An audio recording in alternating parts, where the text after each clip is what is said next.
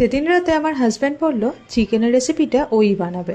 আর জানেন তো, চিকেনের যে কোনো রেসিপি ও বানায় কিন্তু ভীষণ সুন্দর। তো চলুন আজকে ওর বানানো চিকেনের রেসিপিটা আপনাদের সাথে শেয়ার করে নিই। নমস্কার, আমি অর্চিতা, অর্চিমিত রেসিপি মার চ্যানেলে সকলকে স্বাগত জানাই নতুন একটা রেসিপিতে।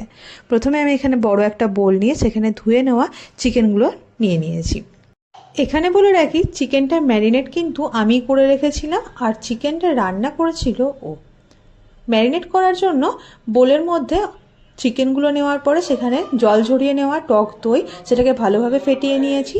2 টেবিল চামচ পরিমাণে টক দই ব্যবহার করেছি, 2.5 চা চামচ পরিমাণে গোলমরিচ গুঁড়ো ব্যবহার করেছি এবং নুন ব্যবহার করেছি 1 চা চামচ পরিমাণে।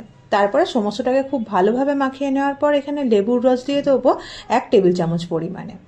চিকেনের পরিমাণ অনুযায়ী লেবুর রসের পরিমাণটা আপনারা বাড়া কমা করে নেবেন। এবার লেবুর রসটাকে ভালোভাবে চিকেনের সঙ্গে মাখিয়ে নেওয়ার পরে ঢাকা দিয়ে মোটামুটি 0.5 ঘন্টা থেকে 1 ঘন্টা রেখে দিতে হবে ম্যারিনেট করার জন্য। অন্যদিকে রেসিপিটা বানানোর জন্য একটা মশলা বানিয়ে নিতে হবে। তার জন্য একটা ব্লেন্ডারের মধ্যে আদা, রসুন এবং লঙ্কা নিয়ে অল্প একটু জল দিয়ে এটার একটা স্মুথ পেস্ট বানিয়ে নিতে হবে। আর অন্যদিকে দেখুন, ও শুরু করে দিয়েছে রান্না।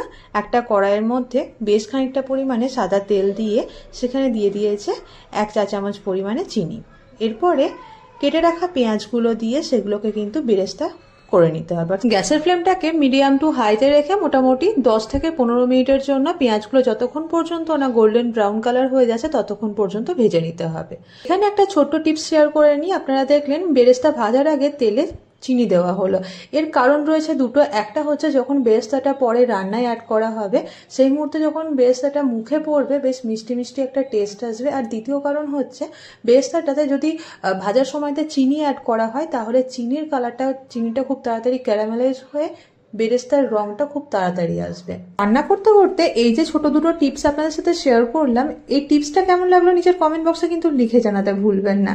আর দেখুন, গল্প করতে করতে বেরেস্তাগুলো সুন্দরভাবে ভেজে নেওয়া হয়ে গিয়েছে। এবারে বাকি যে তেলটা রয়েছে কড়াইতে সেই তেলের মধ্যে বাকি পেঁয়াজটা দিয়ে দিতে হবে। পেঁয়াজটাকে ওই 3 থেকে 5 মিনিটের জন্য গ্যাসের ফ্লেমটা মিডিয়ামে রেখে হালকা করে ভেজে নিতে হবে।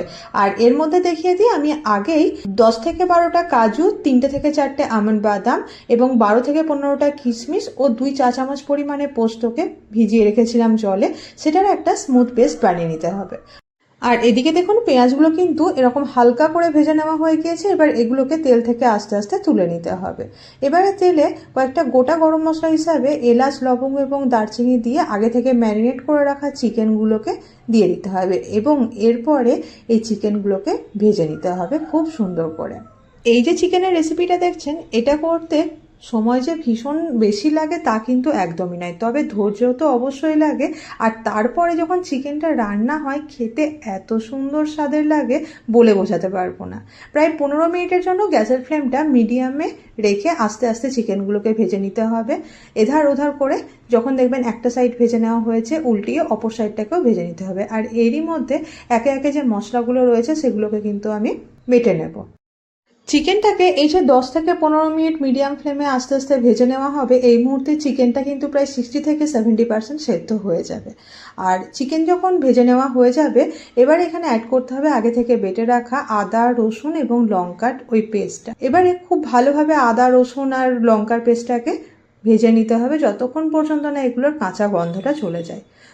মোটামুটি 1.5 থেকে 2 মিনিটের জন্য গ্যাসের ফ্লেম মিডিয়ামে রেখে ভালোভাবে ভেজে নেওয়ার পর দেখবেন সাইড থেকে জল বেরোতে লেগেছে। তখন ঢাকা দিয়ে প্রায় 10 মিনিটের জন্য রেখে দিতে হবে যাতে খুব সুন্দরভাবে চিকেনটা সেদ্ধ হয়ে যায়। দেখতেই পাচ্ছেন কি পরিমাণ জল বেরিয়ে গেছে চিকেন থেকে।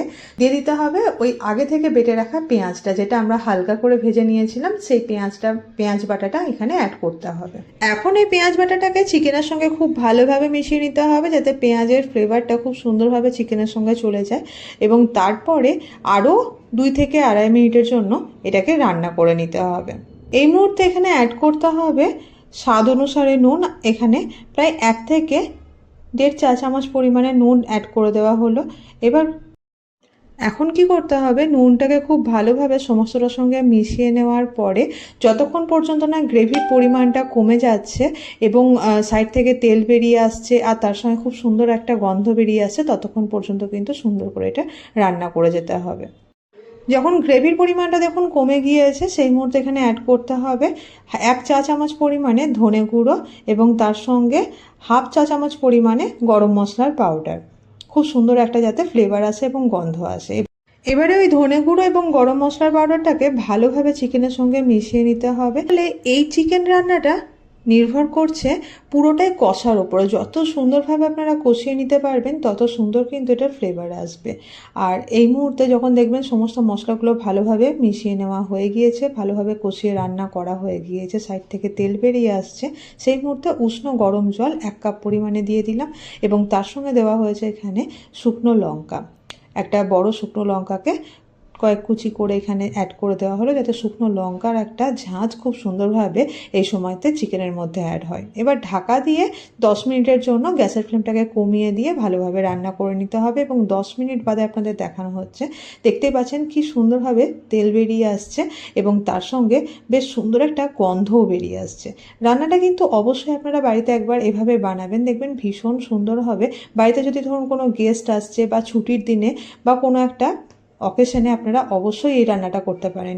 আপনারা রুটি, নান যে কোনো কিছুর সঙ্গে সার্ভ করতে পারেন, ভীষণ সুন্দর লাগবে। আর এই মুহূর্তে দেখতেই পাচ্ছেন আগে থেকে বেটে রাখা ওই কাজু, কিশমিশ, আমন্ড এবং পোস্তর যে পেস্টটা ছিল সেটা এখানে অ্যাড করা হলো। এবারে ভালোভাবে সমস্তটাকে এটাকে মিশিয়ে নিতে হবে। আর এই যে চিকেনের রেসিপিটা, এটা কিন্তু খেতে একটু মিষ্টি মিষ্টি হয়, সেই কারণে এখানে অ্যাড করে দেওয়া হলো 1 চা চামচ পরিমাণে চিনি।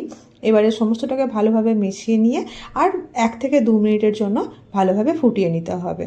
নামানোর ঠিক আগের মুহূর্তে অ্যাড করতে হবে মাখানা এবং তার সঙ্গে ওই আগে থেকে ভেজে রাখা বেরেস্তাটা। এবার বেরেস্তা আর মাখানাটাকে ভালোভাবে মিশিয়ে নিতে হবে আর কয়েক সেকেন্ড মোটামুটি গ্যাসের ফ্লেমটা লো টু মিডিয়ামে রেখে ভালোভাবে এটাকে নাড়াচাড়া করে নিতে হবে। আর একটা ছোট্ট উপকরণ কিন্তু ভীষণ টেস্ট আনে খাবারে, সেটা হচ্ছে এই কাসুরি মেথি। কাসুরি মেথিটাকে হালকা হাতে এভাবে ক্রাশ করে ওপর থেকে দিয়ে দেবেন। এই রান্নাটা যদি কাসুরি মেথি দেওয়া হয় না, এর একটা আলাদাই লেভেলের টেস্ট আসে। কাসুরি মেথিটা এরকম গুঁড়ো করে ওপর থেকে দিয়ে ভালোভাবে মিশিয়ে নিতে হবে। বিশ্বাস করুন রান্নাটা খেতে এত সুন্দর হয়েছিল, পারলে আপনারা কখনো একবার এই রেসিপিটা বাড়িতে বানিয়ে খাবেনই। আর খাওয়ার পর অবশ্যই থ্যাঙ্কস জানাতে কিন্তু ভুলবেন না। ওপর থেকে অল্প একটু ড্রাই চিলি ফ্লেক্স দিয়ে দেওয়া হলো এবং এরপরে সমস্তটাকে ভালোভাবে মিশিয়ে নিয়ে গ্যাসের ফ্লেমটাকে অফ করে দিতে হবে এবং তারপরে ঢাকা দিয়ে 10 থেকে 12 মিনিটের জন্য রেস্টিং টাইমে রেখে দেবেন। আর হ্যাঁ, নামানোর আগে যেটা আমি বলতে ভুলে গিয়েছিলাম, হালকা একটুখানি গরম মশলা পাউডার দিতে কিন্তু ভুলবেন না। ব্যাস, রান্না কিন্তু একদম রেডি। গ্যাসের ফ্লেম অফ করে দেওয়া হয়েছে। এবার রেস্টিং টাইমে মোটামুটি আধ ঘন্টা মতো রেখে দিয়েছিলাম, তারপর আপনাদেরকে সার্ভ করে দেখাচ্ছি। দেখতেই পাচ্ছেন কি সুন্দর দেখতে লাগছে। বাড়িতে ঝটপট এই রেসিপিটা বানাবেন এবং জানাবেন কেমন হয়েছে।